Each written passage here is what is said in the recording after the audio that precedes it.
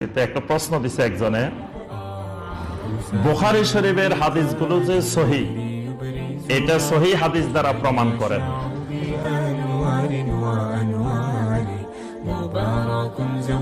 বুখারী শরীফের হাদিস যে সহিহ, এটা প্রমাণ করতে হবে কি দিয়ে? সহিহ হাদিস দিয়ে। মানে তার অর্থ হইল, উনি প্রশ্নটা করার কারণ আছে, কারণ আমাদের ব্যাপারে কেউ কেউ অপবাদ দিয়ে থাকেন, মিথ্যা প্রচার প্রচারণা চালিয়ে থাকেন যে আমরা ইমাম মানি না, আমরা খালি সহিহ হাদিস মানি। তো হাদিসের বাইরে আমরা কিছু মানি না, ইমাম মানি না। তো বুখারীর হাদিস এগুলো যে সহিহ, এগুলো তো ইমামেরাই বলছেন সহিহ, মুহাদ্দিসেরাই তো বলছে। ইমাম বুখারী বলছেন যে হাদিস এগুলো সহিহ, তাহলে বুখারীর কথা মানি তো আমরা সহিহ বলতেছি। তাই এই জন্য প্রশ্ন করছে যে সহিহ হাদিস দিয়ে বুঝান যে বুখারীর হাদিস সহিহ। অর্থাৎ এটা হলো একটা মানে ভ্রান্ত ধারণা, সঠিক ধারণা না থাকা। বরং যারা এক ইমামের অনুসরণ করেন তার থেকে আমরা ইমাম অনুসরণ করি অনেক গুণ বেশি, ইমাম মানে তার থেকে অনেক গুণ বেশি।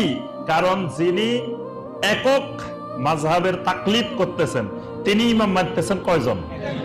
একজন না, একজন, হ্যাঁ তিনজন ইমাম মানতেছেন। ইমাম আবু হানিফা রাহমাতুল্লাহ আলাইহি, ইমাম আবু ইউসুফ রহমতুল্লাহ আলাইহি, ইমাম মুহাম্মদ রহমতুল্লাহ আলাইহি। কয়জন হয়েছে? আচ্ছা, যিনি চার মাযহাবের অনুসরণ করতেছেন বা সকল সহিহ মাযহাবের অনুসরণ করতেছেন তিনি মানতেছেন কয়জন?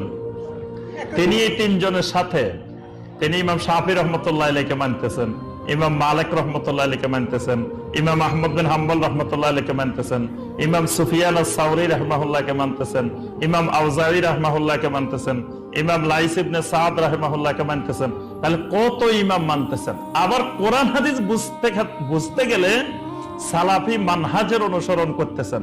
সালাফি মানহাজ মানে একেবারে নবী সাল্লাল্লাহু আলাইহি ওয়াসাল্লামের পরে এই পর্যন্ত যতজন সাহাবায়ে কেরামের অনুসরণকারী, অর্থাৎ সাহাবায়ে কেরাম, তাবেঈন, তাবে তাবিন, তাদেরকে যারা ইহসানের সাথে অনুসরণ করে আসছে, এই সকল ইমাম যেভাবে কোরআনের আয়াতটা বুঝছেন, যেভাবে হাদিসটা বুঝছেন, আমরাও সেভাবে বুঝি। তাহলে কতশো ইমামের অনুসরণ করতেছি, একজন দুইজন না। কিন্তু সাহাবী ধরলে সাহাবী তো 1 লক্ষের বেশি, তো 1 লক্ষ ইমাম তো এখানেই সাহাবীদের মধ্যেই আছে। কি আবার কথা বুঝতে পারছেন? তাহলে এইভাবে তাবেঈনে কেরাম কত লক্ষ, তাবেঈনে কেরাম কত লক্ষ, তাহলে কত লক্ষ ইমামের আমরা অনুসরণ করতেছি। এই জন্য মানে আমি যে কথাটা বুঝাতে চাচ্ছি সেটা হলো জামাতে সাহাবার অনুসরণ করি, ঠিক ইমামের ক্ষেত্রে আমরা জামাতে আইম্মার অনুসরণ করি, একক ব্যক্তির অনুসরণ করি না। কারণ একক ব্যক্তির মধ্যে আল্লাহ হককে সীমাবদ্ধ করেন নাই, এই সূত্রটা মনে রাখবেন। একক ব্যক্তির মধ্যে আল্লাহ রাব্বুল আলামিন হককে সীমাবদ্ধ করেন নাই। একক ব্যক্তিকে আল্লাহ সব জ্ঞান দেন না। এক ব্যক্তির মধ্যে দেখবেন 16 আনা কোনোদিন পাইবেন না, এক জায়গায় না এক জায়গায় ঘাটতি আছে। হাদিসের জ্ঞান বেশি থাকলে তাফসীরের জ্ঞান কম, তাফসীরের জ্ঞান বেশি থাকলে হাদিসের জ্ঞান কম, হাদিসের জ্ঞান বেশি আছে আরেক সাবজেক্ট কম। সব সাবজেক্টে পরিপূর্ণ জ্ঞানী আল্লাহর জমিনে আল্লাহ কাউকে এরকম দেন না। এখন যদি আপনি একজনকে অনুসরণ করেন, তার এক জায়গায় না এক জায়গায় দুর্বলতা আছে। এই জন্য একক কোন ব্যক্তিকে অনুসরণ করলে হক পাওয়া যায় না।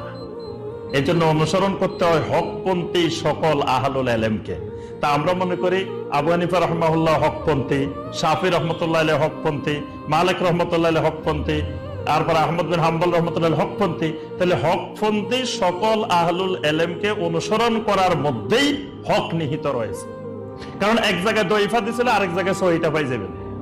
কিন্তু আপনি একটারে অনুসরণ করবেন তো দঈফই থাকতে হবে, সহিহটা আর পাইবেন না।